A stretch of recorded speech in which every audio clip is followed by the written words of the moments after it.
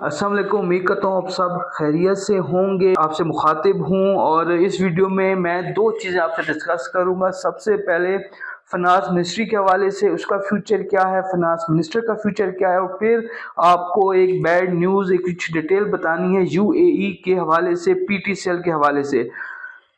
सबसे पहले अगर फाइनेंस मिनिस्टर की बात कर ली जाए तो मेरी इत्तलात के मुताबिक जो मौजूदा फाइनेंस मिनिस्टर हैं और उनकी जो टीम है उनको तब्दील किया जा सकता है बजट के बाद, क्योंकि जो मौजूदा काबीना है, कैबिनेट है और जो इस्टेब्लिशमेंट है, वज़ीर आज़म है, वो इतने ज़्यादा खुश नहीं है फाइनेंस मिनिस्टर की परफॉर्मेंस से।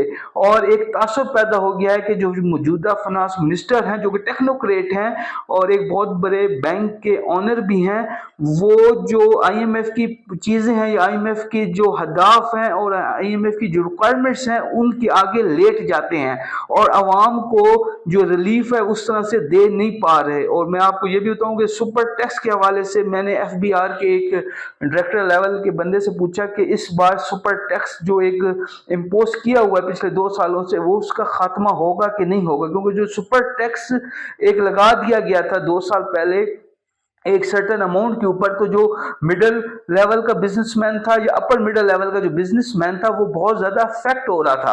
तो उसने यही जवाब दिया कि आईएमएफ ये नहीं चाहता कि हम सुपर टैक्स जो है उसको ख़त्म करें। तो इस तरह के जो मामलात हैं प्रॉपर्टी के ऊपर, जिस तरह के टैक्स, गेन टैक्स जिस तरह बढ़ा दिया गया था, और जो इस तरह की मामलात हैं वो इस बजट में भी होंगे। और इस बजट के बाद जो है सोचा जा रहा है, सोच बचार शुरू हो चुकी है कि जो वज़ीर ख़जाना है उसको तब्दील कर दिया जाए और अवामी वज़ीर ख़जाना जो है उसको लाया जाए। ये अब गवर्नमेंट जो है वो आईएमएफ से पूछे बगैर ये कर सकती है कि नहीं कर सकती, ये तो आने वाला वक्त बताएगा। दूसरा, इस वीडियो में मैं आपको बताऊं जो कि डॉन न्यूज़ के अंदर ये चीज़ प्रिंट भी हो चुकी है, और मैं वो ये है कि यूएई की जो एक कंपनी है एतिसलात, उसने पीटीसीएल के शेयर खरीदे थे और पाकिस्तान में 51% जो शेयर पीटीसीएल के थे वो एतिसलात के पास थे। वो अब ये है कि वो एग्जिट प्लान तैयार कर रहे हैं और पाकिस्तान से जाने का सोच रहे हैं। कई कंपनियां पाकिस्तान, पीडीएम की हुकूमत आने के बाद, इमरान खान की हुकूमत गिराने के बाद जो एक सियासी बुहरान पैदा हुआ था, माशी और सियासी बुहरान पैदा हुआ था, उसके बाद से कई कंपनियां पाकिस्तान छोड़ के जा चुकी हैं सिर्फ अपने लॉसेस की वजह से।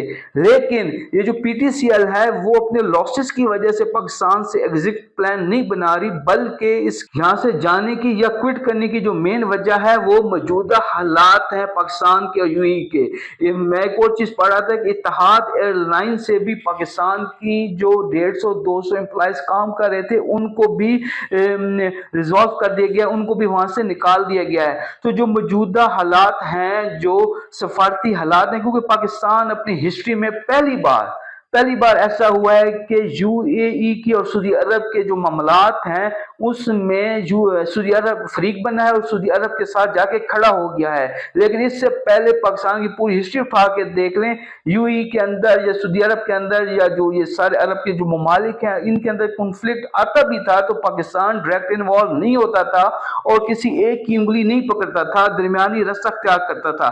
लेकिन अब इंटरनेशनल तौर के हालात ऐसे बन गए थे कि पाकिस्तानी गवर्नमेंट को एक साइड पे होना पड़ा और सऊदी अरब का जो है वो हाथ पकड़ना पड़ा।